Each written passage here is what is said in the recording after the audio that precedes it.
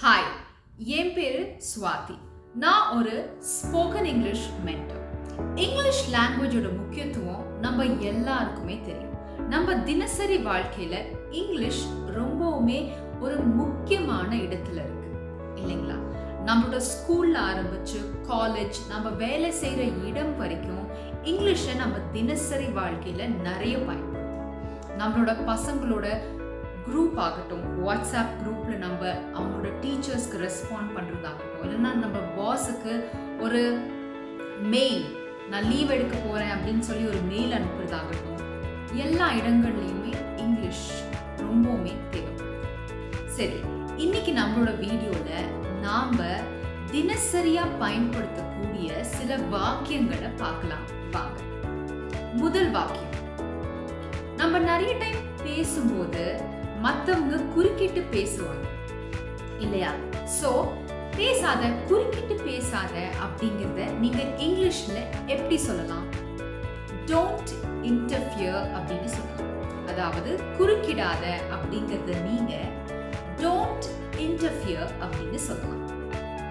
அடுத்து நம்ம பார்க்க போற வாக்கியம், எனக்கு ஒரு ஓய்வு வேணும் அப்படின்னு நம்ம நிறைய இடங்கள்ல சொல்லுவோம் இல்லையா? ஆஃபீஸ் ஆகட்டும், இல்லைன்னா இந்த மாதிரி ஒரு ஷூட் ஆகட்டும், இந்த மாதிரி நிறைய இடங்கள்ல எனக்கு ஓய்வு வேணும் அப்படின்னு நம்ம சொல்லுவோம் இல்லையா?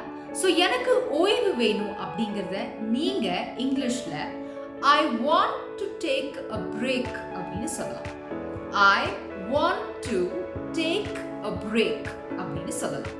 அடுத்து நம்ம பார்க்க போற வாக்கியம், நம்மளோட தினசரி வாழ்க்கையில நம்ம வீட்டுல நம்ம ஃப்ரெண்ட்ஸ் ஆகட்டும், ஃபேமிலி ஆகட்டும், பக்கத்து வீட்டில் இருக்கவங்களாகட்டும், அவங்க கிட்டலாம் நம்ம ஒரு வாக் போலாமா அப்படின்னு கேட்போம் இல்லைங்களா? ஒரு வாக் போலாமா அப்படின்னு கேட்போம் இல்லையா? ஸோ இதை எப்படி இங்கிலீஷ்ல கேட்கறது அப்படிங்கறத பார்க்கலாம். Can we go for a walk, அதாவது நம்ம ஒரு வாக் போலாமா? Can we go for a walk. இங்க நீங்க could கூட பயன்படுத்தலாம். could we go for a walk?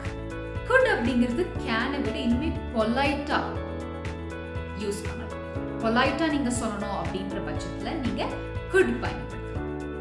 அடுத்து நம்ம பார்க்க போற வாக்கியம் வந்து, நம்ம நிறைய இடங்கள்ல நம்ம ஃப்ரெண்ட்ஸ் இல்லைன்னா நம்ம ஃபேமிலி சார்ந்தவங்க நிறைய நல்ல விஷயங்களை செய்வாங்க இல்லையா? அதை நம்ம ஒரு பாராட்டா நம்ம என்ன சொல்லுவோம்? இதை நீங்க தொடர்ந்து செய்யுங்க அப்படின்னு சொல்லி சொல்லுவோம் இல்லையா? இதை தொடர்ந்து செய்யுங்க அப்படிங்கிறத நீங்க இங்கிலீஷ்ல எப்படி சொல்லலாம்? கண்டினியூ டூயிங் திஸ் அப்படின்னு சொல்லலாம். அதாவது இதை தொடர்ந்து செய் அப்படிங்கறத நீங்க சொல்றீங்க அப்படின்னா கண்டினியூ டூயிங் திஸ் அப்படின்னு நீங்க சொல்லலாம். அடுத்து நம்ம பார்க்க போற வாக்கியம் என்ன அப்படின்னா, நம்ம ஃப்ரெண்ட்ஸ் இல்லைன்னா நமக்கு ரொம்ப வேண்டப்பட்டவங்க வந்து நம்ம ரொம்ப எரிச்சல் மூட்டுற மாதிரி ஏதாவது ஒரு விஷயத்த பண்ணுவாங்க இல்லையா? நாம ரொம்ப முடியாத கட்டத்துல என் பொறுமையை சோதிக்காத அப்படின்னு சொல்லுவோம் இல்லைங்களா? என் பொறுமையை சோதிக்காத. இப்போ இதை எப்படி நம்ம இங்கிலீஷ்ல சொல்றது? டோன்ட் டெஸ்ட் மை பேஷன்ஸ் அப்படின்னு நீங்க சொல்லலாம். Don't test my patience.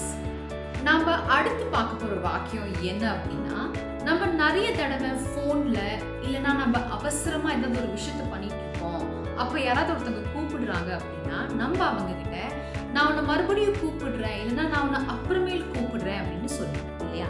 நான் உன்னை அப்புறம் கூப்பிடுறேன் அப்படின்னு சொல்லுவோம். அதை நம்ம இங்கிலீஷ்ல எப்படி சொல்றது அப்படின்னு பார்க்கலாம்.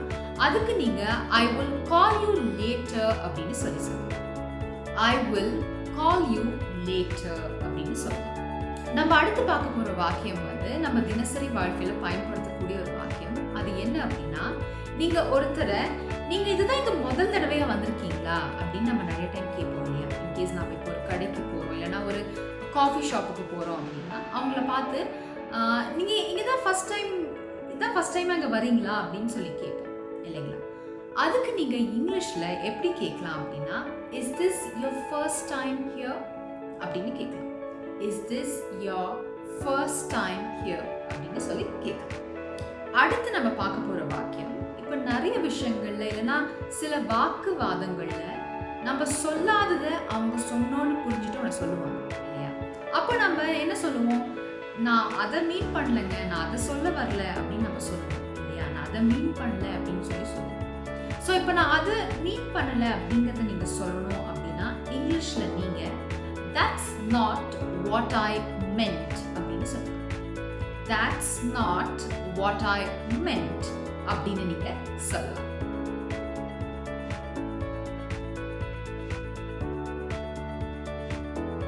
இன்னைக்கு நாம பார்க்க போற கடைசி வாக்கியம் என்ன அப்படின்னா, உங்களோட ஃப்ரெண்டோ இல்லைன்னா உங்களோட க்ளோஸ் ரிலேட்டிவோ யாருக்காவது உடம்பு சரியில்லை அப்படின்னா நீங்க அவங்கள மறுபடியும் இன்கேஸ் அவங்க இன்னைக்கு உடம்பு சரியில்லைன்னு சொல்றாங்க அப்படின்னா நாளைக்கு அவங்கள பார்க்குறீங்க அப்படின்ற பட்சத்தில் நீங்க என்ன கேட்பீங்க? இப்போ எப்படி இருக்கு அப்படின்னு கேட்பீங்க இல்லையா? அதை நீங்க இங்கிலீஷ்ல how are you feeling now அப்படின்னு கேட்கலாம். ஓகே, அதாவது இப்போ நீங்கள் எப்படி ஃபீல் பண்ணுறீங்க அப்படிங்கிறத how are you feeling now அப்படின்னு கேட்கலாம். இன்னும் இந்த மாதிரியான நிறைய விஷயங்களை கற்றுக்க என்ட்ரி ஆப்க்கு சப்ஸ்கிரைப்